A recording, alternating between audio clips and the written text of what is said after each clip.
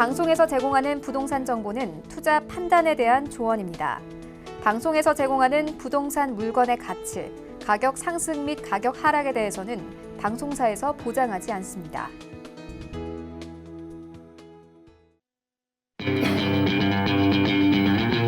안녕하세요. 황금부동산 투자 황부자 진행의 강주리입니다.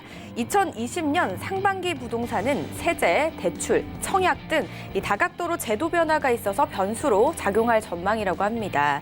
특히 12.16 대책으로 다주택자에 대한 규제가 한층 강화된다는 점에서 실수요자들은 바뀌는 제도에 대한 사전 파악과 또 이에 따른 자산 관리 계획이 필요하다라는 조언인데요. 이 어려운 용어와 방대한 내용이 많기 때문에 더욱더 전문가들을 좀 가까이 하시라고 권해드리고 싶습니다. 자, 오늘 저희도 다양한 소식 준비가 되어 있습니다. 방송 보시다가 궁금하신 점은요. 02-3153-2600번, 013-3366-0110번 활짝 열려 있습니다. 자, 그럼 황부자 오늘도 힘차게 출발합니다.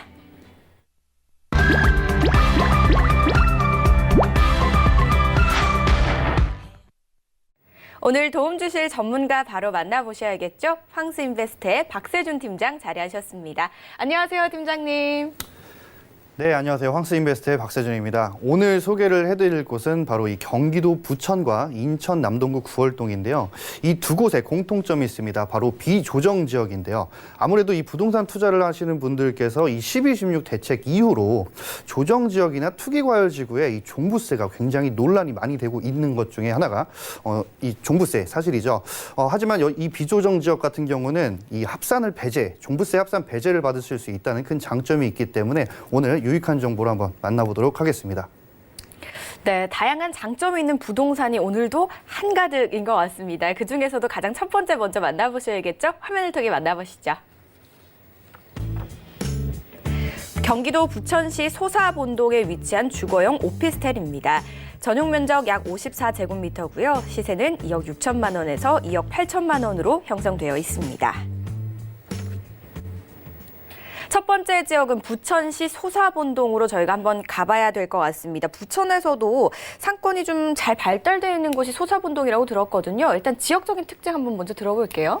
네, 오늘 소개해드릴 곳이 바로 이 경기도 부천시 소사본동에 위치한 이 매물들을 한번 알아보았습니다.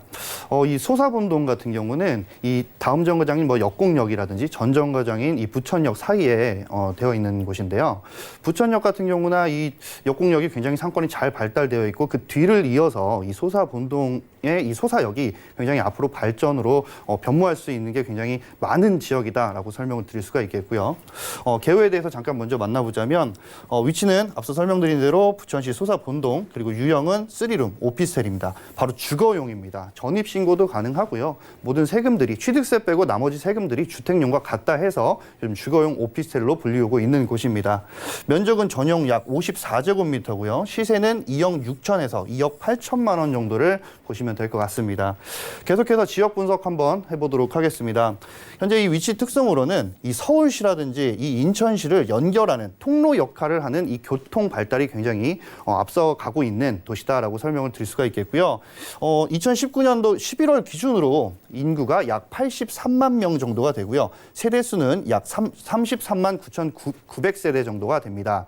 1인 가구당 평균 2.4인으로 이 세대 구성이 되어 있고요. 이곳은 2019년도 중앙정부와 경기도 등 많은 곳에서 이 150개 이상의 상을 수상을 한 앞으로 진짜 굉장히 살기 좋은 이 복지가 굉장히 강해지는 도시다라고 설명을 드릴 수가 있겠습니다.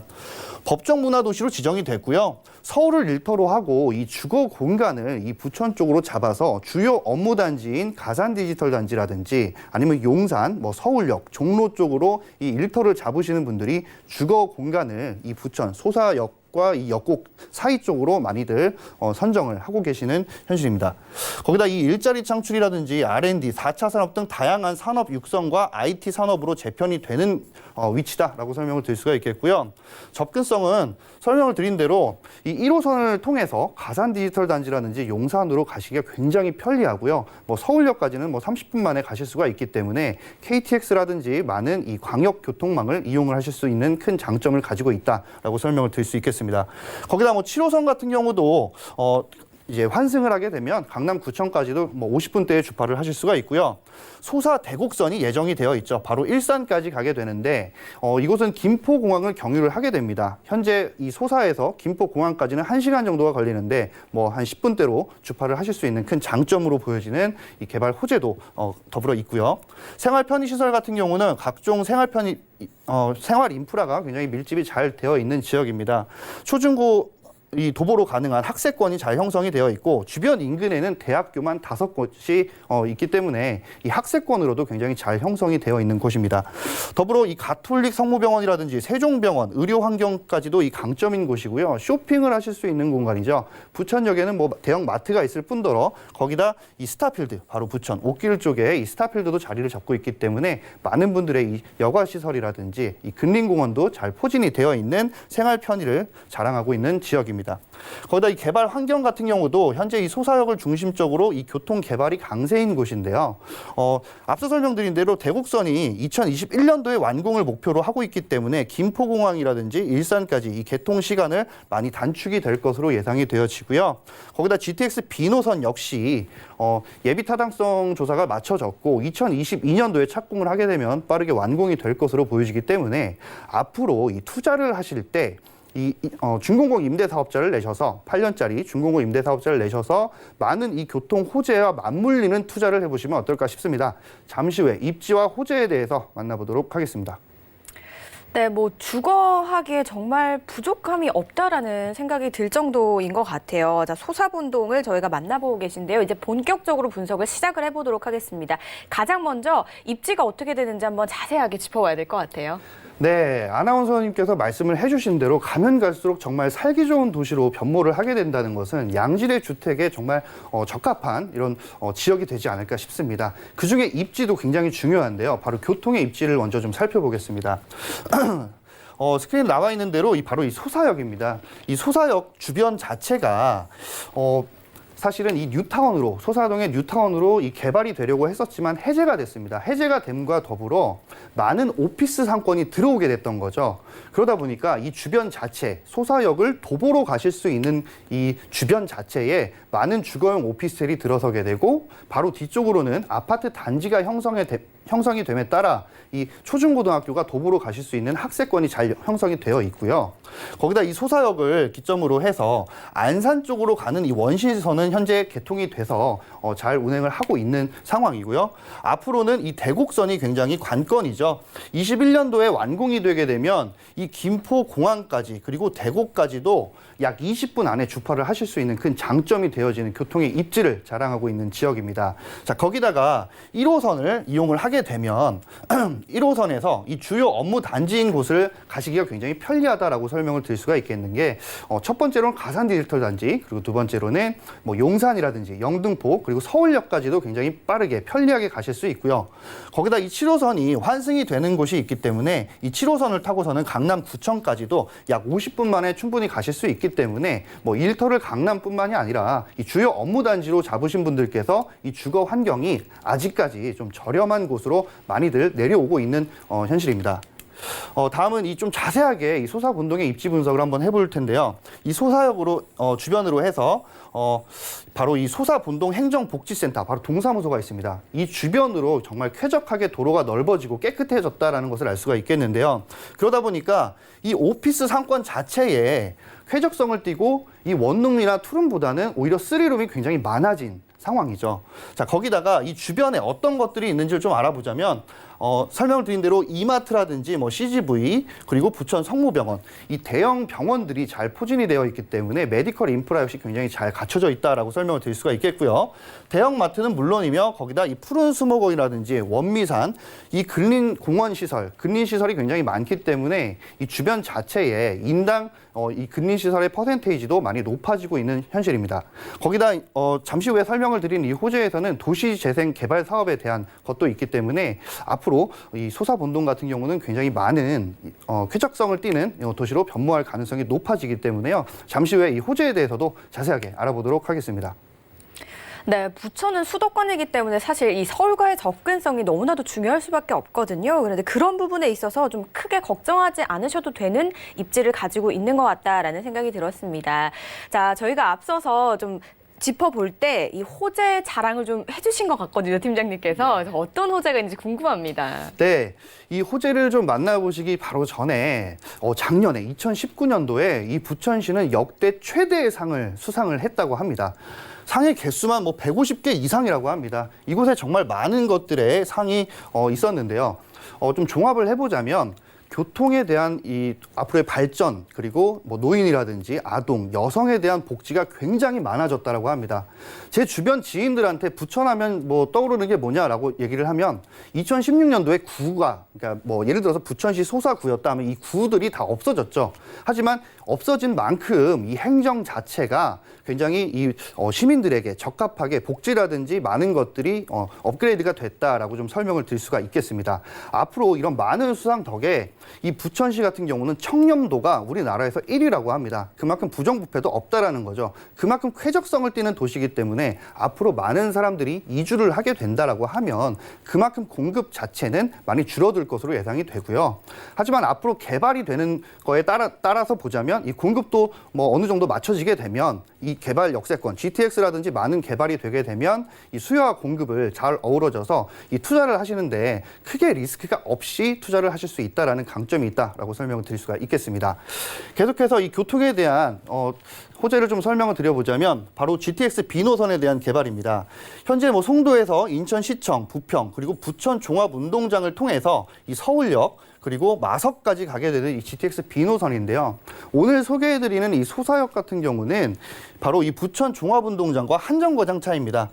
현재 이 부천 종합운동장 주변에는 사실 주거 환경이 많지가 않습니다. 앞으로 개발이 돼서 아파트가 들어선다라는 내용은 있으나 현재는 수혜를 받을 수 있는 곳이 바로 주변 구역입니다. 그 중에 하나가 바로 소사역이기 때문에 이 투자를 하시는데 고려를 해보시면 좋을 것 같고요. 계속해서 이 GTX B노선에 대한 개발에 대해서 한번 설명을 해보도록 하겠습니다. 지난 8월 GTX B노선 예비 타당성 조사에 당당히 통과를 했고요. 총 사업비는 5조 7천억 원 정도가 들어가는데 2022년도에 공사가 착수를 할 예정이라고 합니다. 자, 그렇게 되면 어느 정도 한 4, 5년 정도를 바라보시게 된다라고 하면 예를 들어서 2027년, 2028년 정도에 완공이 되게 되면 지금 투자하시는 분들께서는 임대사업자의 마감이 되는 날짜와 거의 얼추 맞아지기 때문에 이 호재와 맞춰서 투자를 해보시면 어떨까 싶고요. 현재 이 GTX 같은 경우는 예타 결과 하루 평균 29만 명이 이용을 하게 될 것으로 보여지고요. 그렇게 되면 이 승용차 통행량도 4만 4천 대 가량이 감소를 하게 될 것으로 보여집니다. 그렇게 되면 이 교통 체증도 많이 완화가 되게 될 것으로 보여지고요. 부천 종합운동장역 신설후 이 소사동이 수혜 지역에 포함이 될 것으로 예상을 해볼 수가 있겠습니다. 계속해서 이 소사 대곡선에 관한 내용인데요. 현재 이 소사에서 일산이죠. 대곡선까지 현재 공사 중으로 있고 2021년에 완공 목표를 하고 있습니다. 바로 내년이면 완공이 되게 되는 건데 현재 이 소사에서 김포공항이라든지 일산 쪽을 가시는 분들은 1시간 50분 정도가 걸린다라고 합니다. 자, 개통을 했을 때는 약 20분이면 충분히 주파를 하실 수가 있게 되고요. 거기다 김포공항까지는 1시간, 그리고 개통이 되게 되면 약 10분대로 단축이 될 것으로 보여집니다. 또 하나는 현재 예정만 되어 있는 것인데 바로 원종에서 화곡을 가는 거죠. 많은 분들이 홍대선이라고 얘기도 하고 계시는데요. 총 연장 16.3km 구간에 이 9개 역이 들어서는데 바로 이 부천에는 3.2km 구간에 2개 역이 생깁니다. 바로 원종역과 고강역인데 현재 차량기지 이전 부지 관련 때문에 이 착공 시기가 아직 미정이고 길어지고 있다라고 합니다. 하지만 현재 이 원종선에 대해서는 그 국회의원이라든지 이 나라에서는 현재는 2026년까지는 어떻게든 착공을 해보겠다라고 발표를 했었고요. 2030년도에 준공을 목표로 한다라고 합니다. 사실 이 차량 기지 이전 때문에 더 늘어날 수는 있지만 참고를 하고 얘기가 나온 만큼 진행이 되고 있다라는 내용을 봤을 때 어느 정도의 큰 개발 호재가 아닐까 싶습니다. 네 번째로는 바로 이 소사역입니다. 이 소사역 같은 경우는 굉장히 오래됐기 때문에 노후가 많이 되어 있습니다. 이곳에 이 소사 민자 역사 개발이 이루어진다는 것인데 바로 이 역 시설에는 이 주차라든지 상업 시설에는 쇼핑몰과 근생 주차, 업무 시설에는 오피스텔, 그리고 문화 및 집회 시설이 들어선다는 것입니다. 이곳에 현재 상권 자체는 너무 노후가 됐기 때문에 유동 인구는 많으나 상권 자체가 크게 형성이 되지 않았었죠. 하지만 현재 이 원시선을 이용하는 사람들은 8만여 명, 가령 환승하는 사람들은 6만여 명이 된다고 합니다. 자, 그렇게 됐을 때 많은 인구가 유동을 하게 되면 이 소사역 자체에 쇼핑몰이라든지 많은 것들이 들어서게 된다고 하면 큰 대형 상권으로 형성을 하게 되고 더불어서 일자리도 많이 늘어나게 되며 그 주변에 오피스 상권이 훨씬 더 활발해질 수 있다는 것을 참고하시면 좋을 것 같습니다. 자, 5번째로 바로 이 도시재생 사업입니다. 현재 이 활기찬 소사마을 소사본동 도시재생 사업 본격화를 시작했다라는 내용인데요.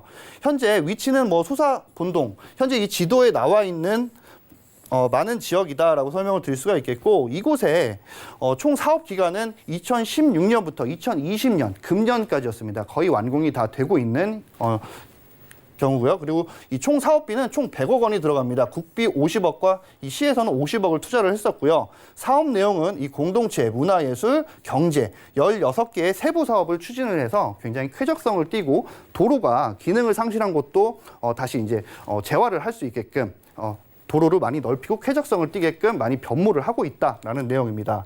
자, 거기다 더불어서 이 경인선의 지하화 효과인데요. 앞으로 많이 먼 시간이 남기는 했지만 이 경인선의 지하화가 되게 되면 소음 진동 감소뿐만 아니라 이 녹지 및 역세권 연계 개발로 인해서 많이 쾌적성을 띨 수 있다라는 내용이고요.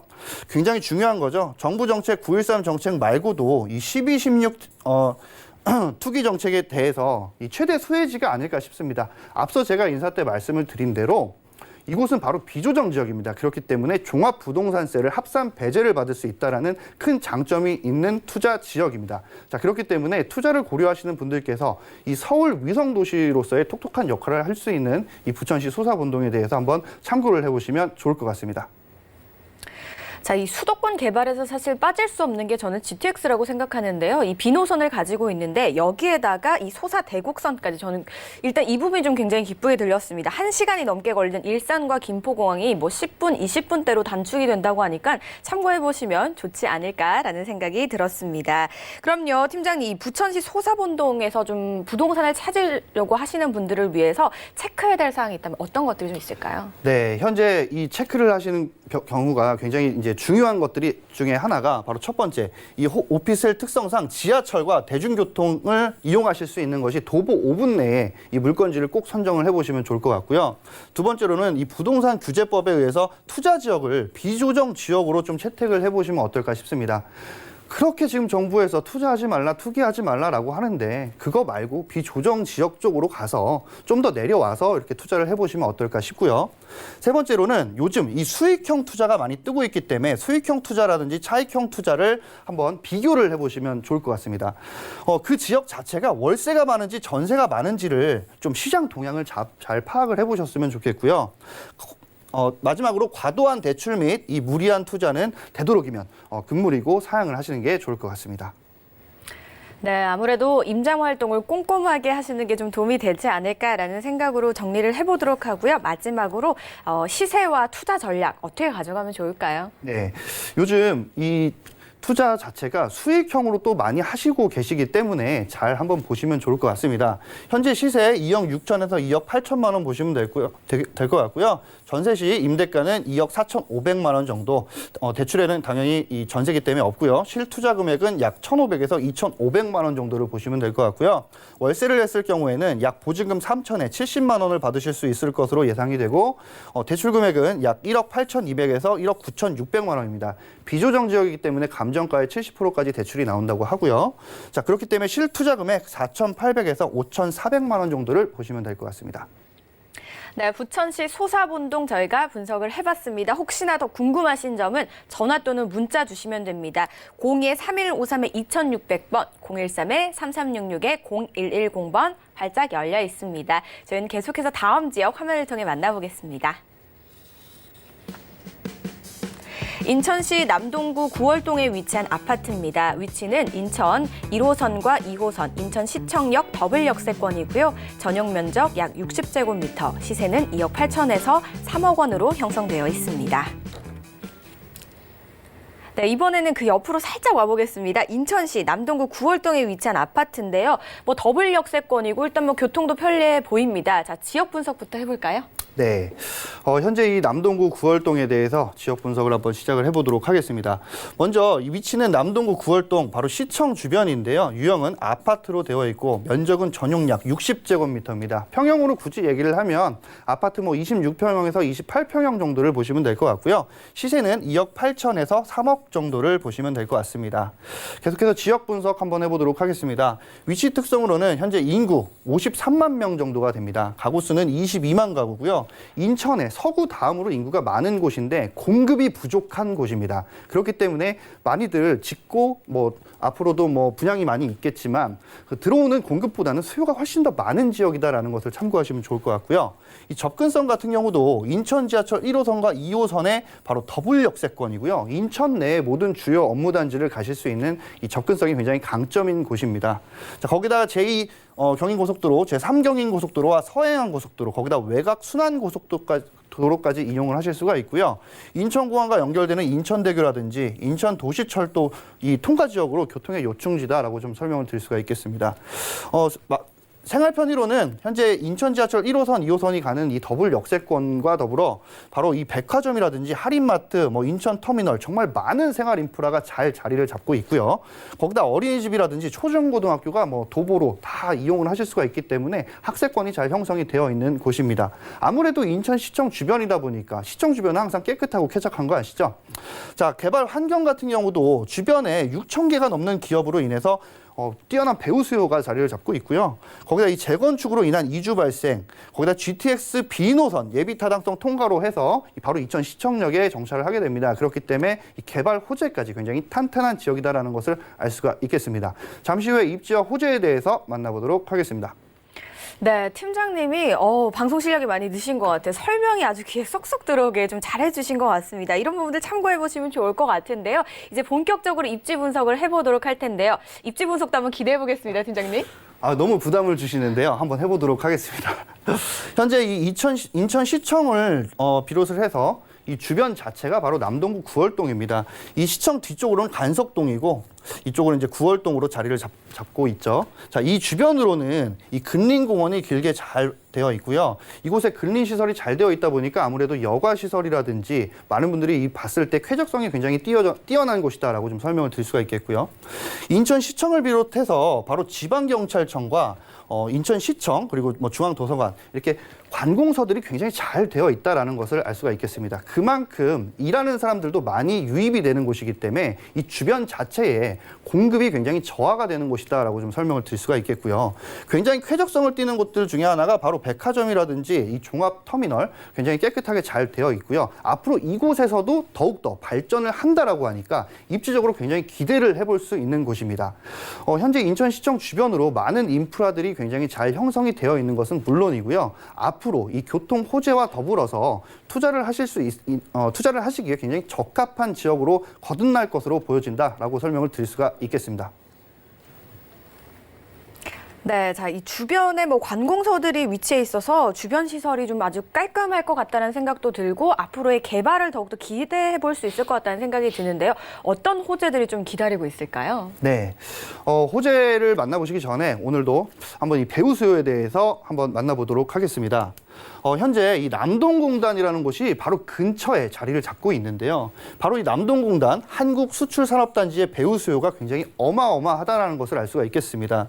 현재 인접한 곳에 위치를 한 이곳에는 기업 수가 약 6천 개 이상, 근로자 수는 약 8만여 명이 되는데 앞으로 이 많은 근로자들이 주거 지역을 이 구월동으로 선정을 많이들 하실 뿐더러 기업 수는 더더욱 늘어나고 요즘 많이들 뭐 투자를 하고 계시는 지식산업 센터라든지 아파트형 공장들이 굉장히 많아짐에 따라서 기업 수도 늘어나고 이 근로자 수도 많이 늘어나기 때문에 이 구월동 자체의 주거 환경, 그러니까 주거지로 많이 선정을 하고 계신다라고 좀 설명을 드릴 수가 있겠습니다. 남동공단 재생사업지구가 확정이 됨에 따라 이 기반 시설과 근로자, 편의 시설까지 확대가 된다라고 하니까 정말 내 집 앞에서 일을 하고 바로 집과도 굉장히 가까운 이 직주 근접성이 굉장히 뛰어난 곳이다라고 설명을 드릴 수 있겠습니다. 두 번째는 앞서 설명드린 부천과 더불어서 이 인천시청 자체에도 GTX B 노선이 정차를 하게 됩니다. 현재 GTX A 노선과 C 노선에 이어서 이 B 노선 역시 예비 타당성 조사에 당당히 통과를 했죠. 자, 그래서 이 인천 송도에서 남양주 마석 간에 80.1km 정거장은 13개가 들어서게 되고요. 총 사업비는 5조 7천억 원 정도가 들어가고요. 2022년 말에 공사에 착수할 것으로 예상이 되어집니다. 당연히 GTX B 노선이 주변에 들어오게 되면 내 집 앞에 GTX B 노선 들어오면 당연히 집값 형성에 굉장히 큰 도움이 될 수 있는 호재다라고 설명을 드릴 수가 있겠습니다. 세 번째로는 이 지하철 2호선 연장선입니다. 정말 말이 많았던 이 호선이었는데요. 인천 지하철 2호선은 이 계획이 됐던 노선 자체가 3가지가 있었습니다. 바로 첫 번째는 시흥 쪽, 매화 쪽이었죠. 그리고 광명, 그다음에 이 독산 쪽이었는데 현재 이 타당성이 독산 쪽으로 가는 것이 굉장히 유리하다라고 발표를 했습니다. 그렇기 때문에 이 인천 자체에서 독산동으로 가면 그냥 독산동으로 가나 보다 할 수 있겠지만 이 독산에는 현재 신독산역, 바로 여의도로 갈 수 있는 이 지하철이 신안산선이 개발이 되고 있기 때문에 인천에서 여의도를 가시는 것도 굉장히 빠르게 가실 수가 있다는 큰 장점이 있는 호재다라고 설명을 드릴 수가 있겠습니다.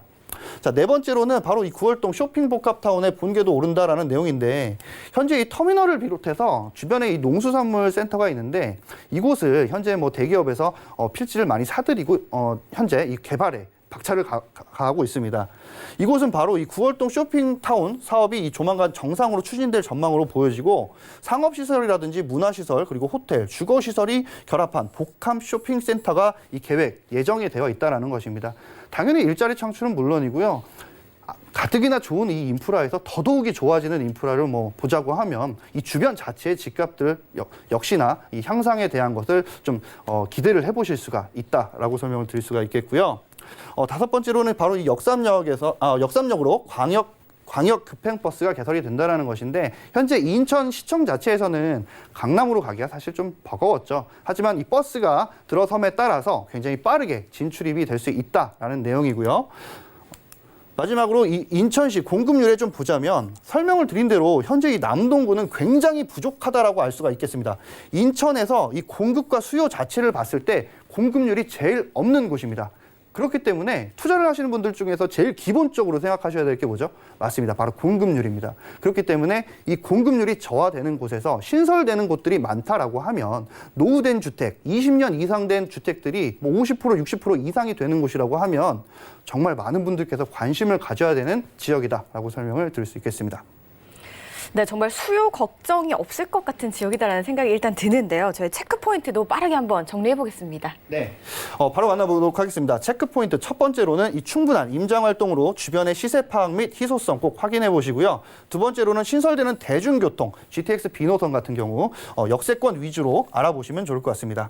건물 내에 주차 확보가 잘 되어 있는지도 꼭 확인을 해보시면 좋을 것 같습니다. 요즘 지어지는 건물 자체가 이 주차율이 1대1이 안 되는 곳들도 있다는 점 꼭 참고하시면 좋을 것 같고요. 마지막으로 부동산 투자 후 매도까지 이 종부세, 정말 중요한 사항이죠. 양도세까지 정확하게 확인을 하시고 이 투자를 꼭 해보셨으면 좋겠습니다. 네, 수요보다 수요가 훨씬 많은 지역입니다. 남동구 구월동의 아파트, 저희 시세 분석 한번 해보겠습니다. 네, 현재 시세 앞서 설명드린 대로 약 2억 8천에서 3억 정도 보시면 됩니다. 26평형에서 28평형 정도 된다라고 보시면 될 것 같고요.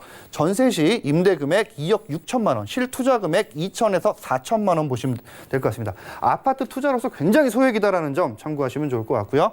월세를 했을 경우에 보증금 3천에 월 80만 원 정도 받으실 수 있을 것으로 예상이 되고 대출 금액은 약 2억에서 2억 1천만 원 정도를 보시면 될 것 같고요. 그렇기 때문에 투자 금액 약 5천에서 6천만 원 정도를 예상하시면 될 것 같습니다. 네, 더 궁금하신 점은 02-3153-2600번, 013-3366-0110번으로 많은 연락 주시기 바라겠습니다. 좋은 말씀 주신 팀장님 고맙습니다. 저희 살펴본 지역 정보 다시 한번 만나볼게요.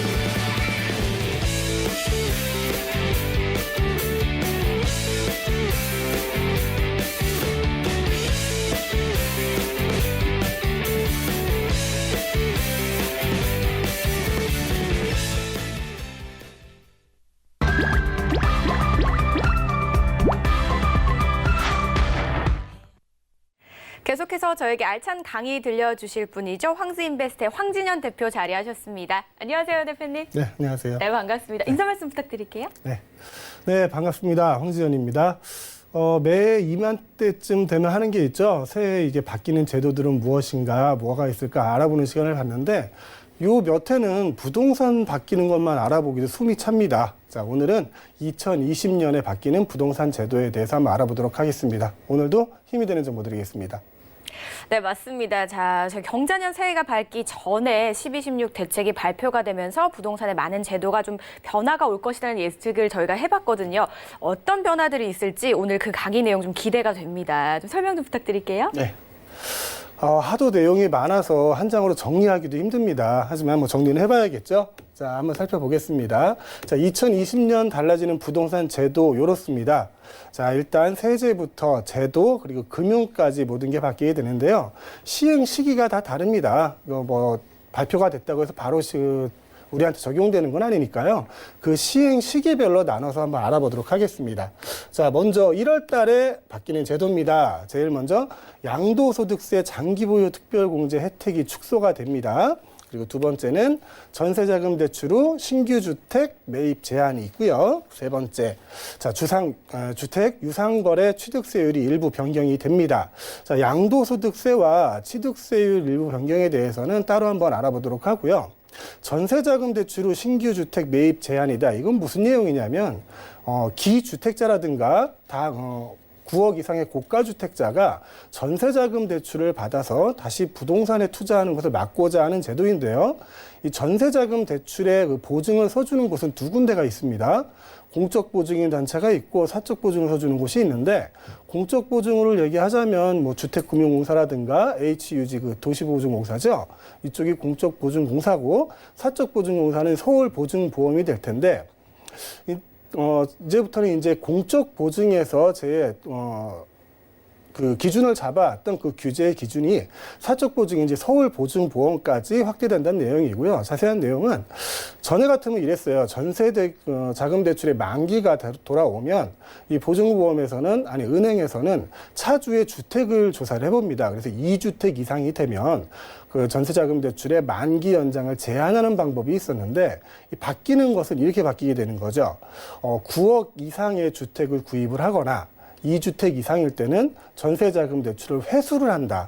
바로 회수를 한다는 건데 이게 즉시 회수인지 만기시 회수인지는 정확한 텍스트가 나와 있지 않습니다. 여하튼 회수한다는 그 조건이 바뀐 거고요. 자, 다음은 양도소득세에 대해서 한번 알아볼게요. 양도소득세 장기보유 특별공제가 공제 혜택이 축소가 됐습니다. 이게 발음도 어렵습니다. 자, 양도소득세 얘기를 하다 보면 이제 비과세 되는 기준과 장기보유 특별공제 기준을 좀 헷갈리시는 분들이 있어요. 자, 양도소득세 비과세의 기준이 이거죠. 1세대가 1주택을 2년 이상 보유. 자, 조정지역 내에서는 거주죠. 그리고 9억 이하의 주택에 대해서 양도세를 비과세한다. 이게 비과세 기준이었고요. 2021년부터는 1주택을 보유하는 기준이 취득일이 아니라 실제로 1주택이 된 날, 2주택을 가지고 있었는데 각각의 취득일이 기준이 아니라 한 채를 처분하고 실제로 한 주택이 된 날을 기준으로 해서 2년 이상 보유 또는 거주를 해야 양도소득세 비과세 혜택을 받을 수 있고요. 자, 일시적 2가구인 분들이 있죠. 일시적 1가구, 2주택인 분들. 오늘 참 발음이 안 되네요. 일시적 1가구 2주택인 분들도 기준이 바뀝니다. 작년 12월 17일 이후부터는 1년 내에 기존 주택을 처분하셔야 되고요. 그리고 1년 내에 새로운 주택에 전입을 하셔야지만 일시적 1가구 2주택에 대한 양도세 비과세 혜택을 받을 수 있습니다. 자, 양도소득세 비과세 혜택을 받고 난 그러니까 9억 이상이 된 부분에 대해서 우리는 장기보유 특별공제에 대한 혜택을 받을 수 있는 거죠.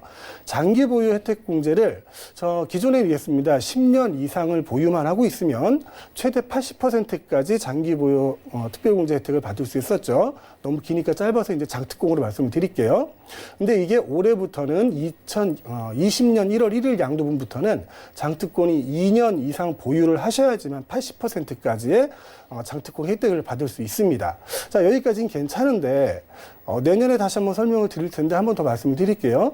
21년 1월 1일 양도분부터는 거주와 보유 요건이 또 바뀝니다.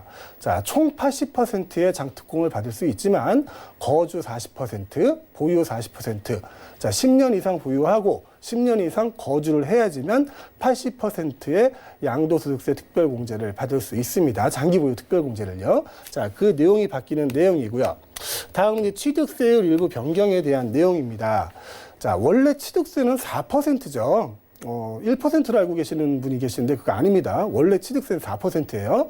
근데 주택을 구입할 때는 가격대별로 1%에서 3%까지 차등적으로 받아왔죠. 그러니까 주택에 대해서는 취득하는 데에 대해서 부담을 줄여주겠다고 취득세에 대한 혜택을 주어왔는데 그 내용이 바뀝니다. 자, 어떻게 바뀌냐면은 6억 이하는 똑같아요. 6억 이하는 계속 1%, 거기다 이제 교육세 0.1%가 붙겠죠. 그래서 1.1%의 교육세, 취득세가 부과되고요.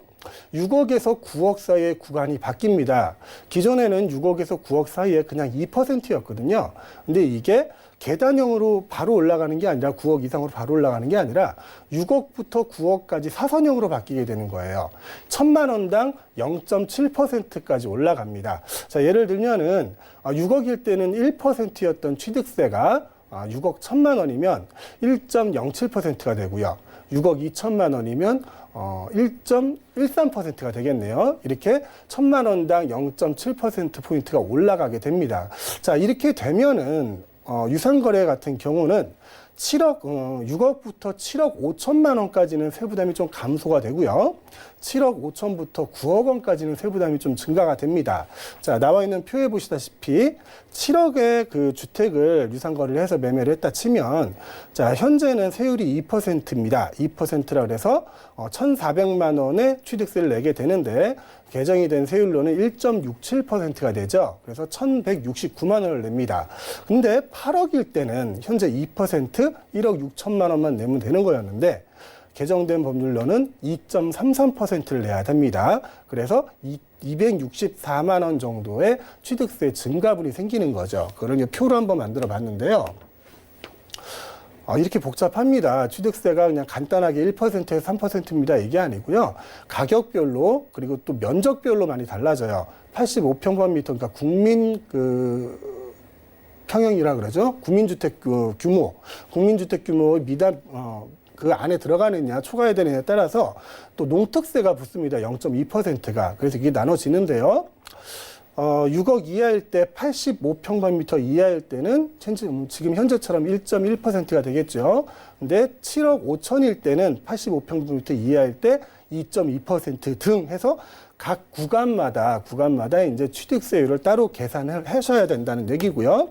내용들을 보면 7억 5천만 원부터 이제 9억까지 구간은 그 일반적으로 전에 내던 2%보다 더 많은 세부담을 하셔야 되니까 자, 그 19년 말일까지 매매 계약을 체결하고 올해 3월 31일까지 잔금을 치르거나 등기를 옮기거나 또 공동주택 분양 같은 경우는 22년 말일까지 잔금 취득 시에는 종전의 2%의 취득세로 유지를 하게 됩니다. 적용을 받게 되고요. 1세대 3주택자가 4주택을 취득할 때, 그러니까 4주택을 취득할 때는 이거는 실생활에 사용하지 않는 주택이다 이렇게 평가를 하는 거죠. 그래서 그 주택에 대한 그 특례세율을 적용하지 않습니다. 그래서 4%의 취득세를 내게 되는 거죠. 그 이외에도 뭐 여러 가지 내용들이 있는데 이걸 다 말씀으로 드리기는 시간이 좀 부족하고요. 자, 일단 취득세 부분은 여기까지 정리를 하겠습니다. 자, 다음에 2월 달에 바뀌는 제도를 한번 볼게요. 첫째, 주택 청약 시스템 이관이 있네요. 이게 금융결제원이죠. 금융결제원에서 이제 한국감정원으로 이관하게 되고요. 실거래가 신고 기간이 단축이 됩니다. 현재는 60일인데 30일로 단축이 되고요. 중개업소에서 거래하실 때는 중개업소에서 그 신고를 할 테니까 신경 안 쓰셔도 되는데 매수자와 매도인이 직접 만나 이제 직거래를 하실 때는 30일 내에 신고를 안 하시면 500만 원의 과태료가 있고요. 또 거짓 신고를 하시게 되면 3천만 원 이하의 과태료가 발생하니까 이 점 명심하시기 바랍니다.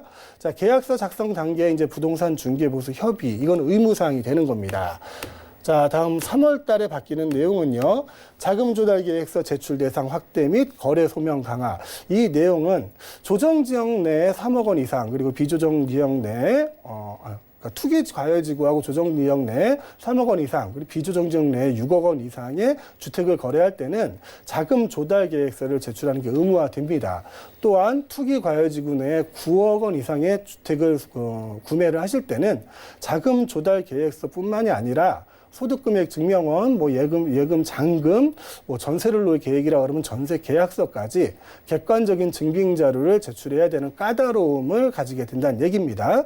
불법 전매 시 청약 제한 및 재당첨 제한 강화, 이건 10년으로 연장이 됐죠. 주택연금 가입 대상 개편, 현재는 60세 이상, 그리고 시세 9억 원 이하, 이 주택만 가입이 가능했는데요. 앞으로 이제 55세 이상, 그리고 기준시가의 9억, 기준시가 9억 이상의 주택은 가입을 할 수 있다. 자, 이게 3월까지 바뀌는 내용입니다. 또 4, 5월에 대한 내용을 보면요.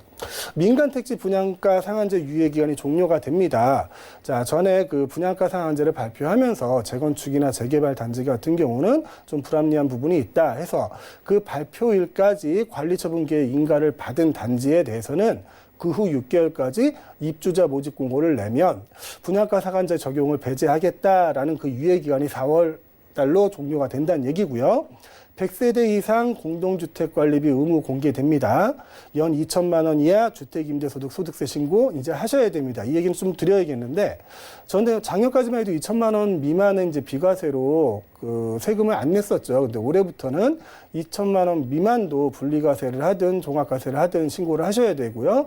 여기서 중요한 거, 부부가 합산 3주택 이상으로 보증금 3억 이상의 임대를 놓고 있으면 이제 간주 임대료가 적용이 됩니다. 간주 임대료까지 적용하셔서 매월 5월 달에 종합소득세 신고를 하셔야 됩니다. 이게 바뀌는 내용이고요. 자, 6, 7, 8월에 바뀌는 내용을 한번 살펴보겠습니다. 참 바뀌는 내용도 많습니다. 이게 말하는 저도 힘들어요. 신용카드 월세 납부 초비스가 출시가 됩니다. 조정 대상 지역 다주택자 양도세 중과 한시적 배제 기간이 끝납니다. 6월 말일자로. 12월 16일 날 발표를 했죠. 조정 지역 내 다주택자가 올해 6월 말일까지 그 10년 이상 보유한 주택을 양도를 하면은 양도세 중과를 배제를 하고 장특공도 적용을 하겠다. 여기서 장특공은 최대 30%가 되겠죠. 이게 한시적 배제 기간이 6월 말일까지라는 얘기고요. 도시공원 일몰제가 시행이 됩니다. 이 도시공원 일몰제라는 내용은 뭐냐면 국계법상의 이제 도시계획 시설 중에 도시공원으로 지정된 곳이 있어요. 그쪽이 개발이 안 되는 거죠. 근데 지정을 해놓고 20년 동안 개발을 안 합니다. 그 지역을 해제를 하겠다는 얘기인데, 지자체나 정부에서는 이게 그 공원 용지가 줄어드니까 최대한 해제되지 않게 하려고 할 것이고, 또 이 땅들이 거의 10만 평이 넘는 땅들이거든요. 도시지역 내에서. 그 땅들이 시중으로 나오면 일반인들은 또 거기에 대한 개발 계획을 세우고 같은 땅을 두고 서로 동상이몽에 꿈을 꾸지 않을까 싶습니다. 자, 허위 매물 게시 공인중개사 처벌 규정 신설되고요. 그 뒤로도 많이 있습니다. 공명 리츠 부동산 펀드 세제 혜택 확대, 9% 배당 소득의 9%를 분리과세를 하게 되죠. 그리고 단독주택, 꼬마 빌딩 등 상속 증여세 과세 표준이 기준시가에서 감정가로 올라갑니다. 그러니까 시세의 60%에서 한 90% 정도로 올라가겠죠. 종합부동산세 세율 조정이 됩니다. 이거는 뭐 저번 시간에 입이 아프게 말씀을 드린 거니까 따로 설명 안 드릴게요.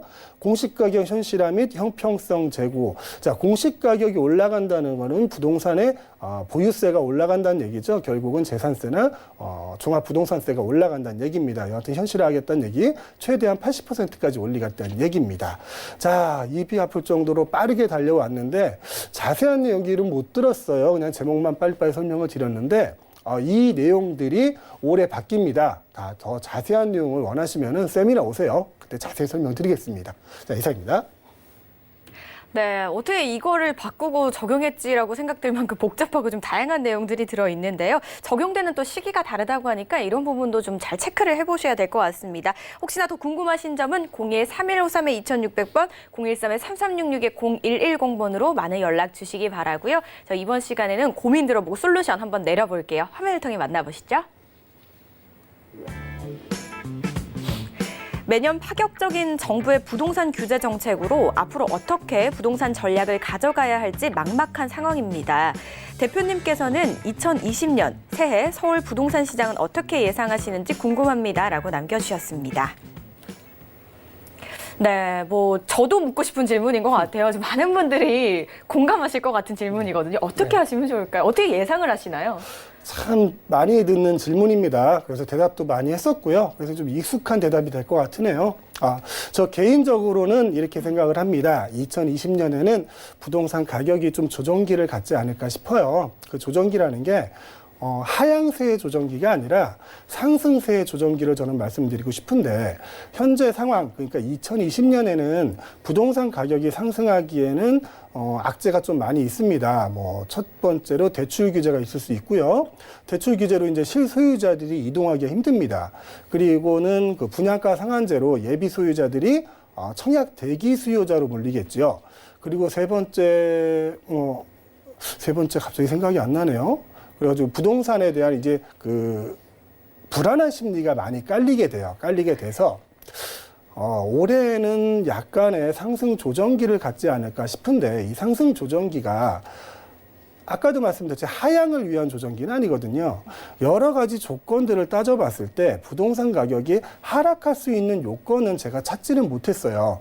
다만 대신 상승할 수 있는 요건은 아주 차고 넘쳤습니다.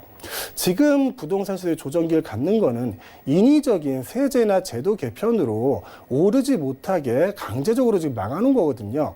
근본적으로 공급을 늘리지 않는다면 부동산 가격은 안정화되지 않을 겁니다. 인건비도 올라가고 집 지을 수 있는 땅도 줄어들고 그 가격도 올라가고요. 또 건설사가 건설했을 때 공공임대주택을 내놔야 되는 비율도 올라가고 또 적용도 해야 되고, 이런 그 건설 원가들이 점점 올라가고 있는데 어떻게 분양가가 내려가겠습니까? 집값은 앞으로 이제 하향될 수 있는 가능성은 거의 없다고 보고요. 내년엔 좀 조정기를 거쳐서, 다만 걱정되는 게 이 조정기를 거쳐서 갑자기 폭등하는 시기가 오지 않을까, 그런 걱정은 좀 해봅니다. 그래서 내년에는 좀 완만한 상승세를 이루지 않을까 생각하고요. 그 후에는 부동산 가격이 상승할 걸로 저는 예상을 하고 있습니다. 네, 현재 좀 개편이 인위적인 개편이기 때문에 근본적인 해결책을 찾지 않으면은 아무래도 풀리기 쉽지 않지 않겠냐라고 하면서 하락 요건 없는 것 같다라고 좀 정리를 해주셨습니다. 이렇게 정리를 해보도록 하겠습니다. 혹시나 저희와 상담을 원하시는 분들은요, 전화 또는 문자 주시면 됩니다. 02-3153-2600번, 013-3366-0110번 활짝 열려 있습니다. 이외에도 세미나 참석 가능하다고 하니까 바로 안내해 드릴게요. 아는 만큼 보이는 부동산이라는 주제로 진행됩니다. 매주 토요일 오후 2시부터 2호선 신촌역 인근에서 진행이 되고요. 전화 예약이 필수라고 하니까 반드시 예약 후에 참석해 주시기 바라겠습니다. 저희 오늘 황진현 대표와 함께 이슈 이야기도 나눠보고 상담까지 모두 나눠봤습니다. 좋은 말씀 주신 대표님 고맙습니다. 네, 방송에서 제공하는 정보는 투자 판단에 대한 조언일 뿐 해당 부동산의 가치와 수익률을 보장하지 않는다는 점 기억해 주시기 바라겠습니다. 저희가 준비한 소식은 여기까지입니다. 다음 이 시간에 찾아뵐게요. 시청해주신 여러분 고맙습니다.